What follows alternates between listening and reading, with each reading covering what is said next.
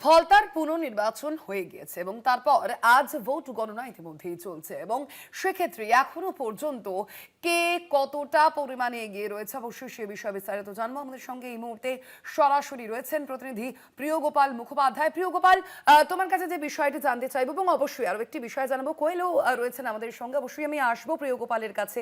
প্রিয়গোপাল, এই মুহূর্তে তোমার কাছে সর্বশেষ কি আপডেট রয়েছে ব্যালটের ক্ষেত্রে? কোন প্রার্থী কত ভোটে এখনো পর্যন্ত এগিয়ে রয়েছেন?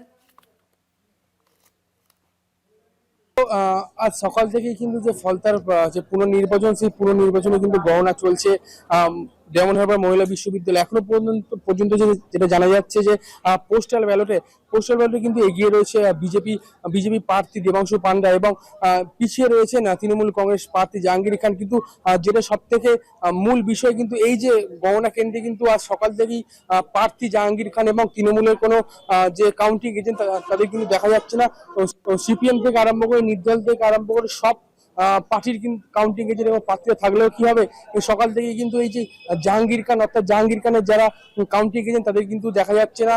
অর্থাৎ যে তৃণমূলের কাউন্টিং এজেন্ট ছাড়াই কিন্তু এই গণনা চলছে এবং যেটা সবাই জানে যে 19 তারিখে কিন্তু জাহাঙ্গীর খান যে সাংবাদিক বৈঠক করে জানান তিনি তার নাম নিজে প্রত্যাহার করে নিচ্ছেন এবং তারপর থেকে কিন্তু 21 তারিখে যে ফলতে পুনর্নির্বাচন হয় সেখানে কিন্তু কোনো বুথের বাইরে তৃণমূলের কোনো ক্যাম্প দেখা যায়নি এবং যে তৃণমূলের কর্মী সমর্থক তাদেরও দেখা যায়নি এবং কাউন্টিং এজেন্টদেরও যে বুথের ভেতরে বসে থাকতে দেখা যায়নি। অর্থাৎ যে ভোটের ময়দান থেকে যে নাম প্রত্যাহার করার পরেই কিন্তু জাহাঙ্গীর খানের কোনো হদিস মিলছে না। এখনো পর্যন্ত যেটা জানা যাচ্ছে যে ফলতা পুনর্নির্বাচনে যে পোস্টাল ব্যালটে গণনার কাজ শেষে কিন্তু এখনো পর্যন্ত এগিয়ে আছেন বিজেপি প্রার্থী দেবাংশু পান্ডা। একেবারেই সঙ্গে থাকো তুমি প্রিয়গোপাল। আমি আরো একবার কোয়েল তোমার কাছে আসবো। কোয়েল, আমরা যেভাবে দেখেছি যে গত 21শে মে যেদিন মূলত পুনর্নির্বাচন অনুষ্ঠিত হয়েছে সেদিন থেকেই কিন্তু বিজেপির যে কর্মী সমর্থকেরা তারা কিন্তু গেরুয়া আবির নিয়ে খেলতে শুরু করে দিয়েছিলেন এবং সেই গেরুয়া আবির নিয়ে কিন্তু তারা রীতিমতো উচ্ছ্বাস প্রকাশ করছিলেন। সেক্ষেত্রে আজকের সেখানে ঠিক কি ছবি সামনে আসছে কোয়েল? একদমই দেখো, আজকেও তার অন্যথা হবে না, কারণ ইতিমধ্যেই বিজেপির কর্মী সমর্থকেরা তারা কিন্তু এই যে কাউন্টিং ভেন্যু ডায়মন্ড হারবার মহিলা বিশ্ববিদ্যালয়, এই ডায়মন্ড হারবার মহিলা বিশ্ববিদ্যালয়ের অদূরে 117 নম্বর জাতীয় সড়কের পাশে তারা ইতিমধ্যেই জমায়েত করতে শুরু করেছে।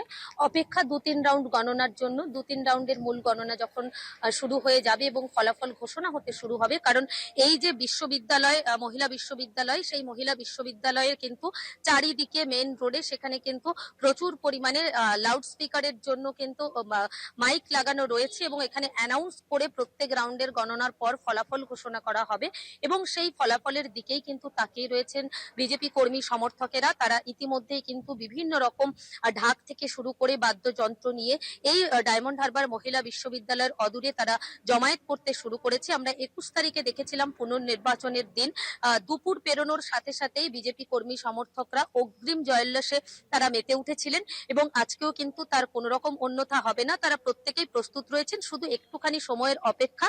একেবারে মূল পর্বের গণনা অর্থাৎ ইভিএম এর গণনা যখন শুরু হবে তারপর থেকেই কিন্তু কর্মী সমর্থকেরা তারা কিন্তু অগ্রিম উল্লাসে মেতে উঠবে।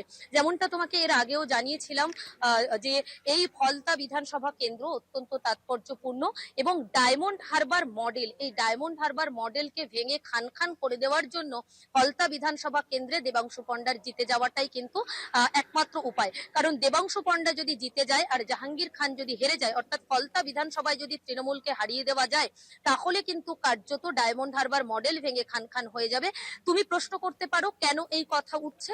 কারণ এই ডায়মন্ড হারবার লোকসভা কেন্দ্রের অন্তর্গত 7টি বিধানসভা কেন্দ্র, সেই 7টি বিধানসভা কেন্দ্রের সাতগাছিয়া থেকে শুরু করে বিষ্ণুপুর থেকে শুরু করে বজবজ থেকে শুরু করে অন্যদিকে ফলতা, ডায়মন্ড হারবার, মগরাহাট পূর্ব, মগরাহাট পশ্চিম, প্রত্যেকটি বিধানসভা কেন্দ্রে আমরা দেখেছি 2021-এর নির্বাচন হোক বা 24-এর লোকসভা নির্বাচন, প্রত্যেকটি বিধানসভা কেন্দ্রে এই ফলতার বেতাজ বাদশাহ, ত্রাস হিসেবে পরিচিত স্বঘোষিত পুষ্পা এই জাহাঙ্গীর খানের কিন্তু অবাধ বিচরণ ছিল। নির্বাচন নির্বাচনের সময় একেবারে কিন্তু সক্রিয় ভূমিকা পালন করতেন। তারই উপস্থিতিতে এমন অভিযোগ এসেছে এই প্রত্যেকটি যে কটা বিধানসভা কেন্দ্রের নাম আমি বললাম, প্রত্যেকটি বিধানসভা কেন্দ্রে নিজে উপস্থিত থেকে জাহাঙ্গীর বাহিনী তারা কিন্তু ভোটারদেরকে ভয় দেখানো, প্রভাবিত করা, আটকে রাখা, ভোটারদের আটকে রেখে নিজের বাহিনীকে দিয়ে ভোট করিয়ে নেওয়া, এই নানান অভিযোগ এসেছে। স্বাভাবিকভাবে ফলতা বিধানসভা কেন্দ্রে জাহাঙ্গীর খানকে যদি হারিয়ে দিয়ে আজকে বিজেপি এখানে জয়লাভ করে যায়, দেবাংশু পণ্ডা যদি জয়লাভ করে যায়, কার্যত ডায়মন্ড হারবার মডেল কিন্তু ভেঙে খান খান হয়ে যাবে এবং সেই লক্ষণই কিন্তু অগ্রিম দেখা যাচ্ছে।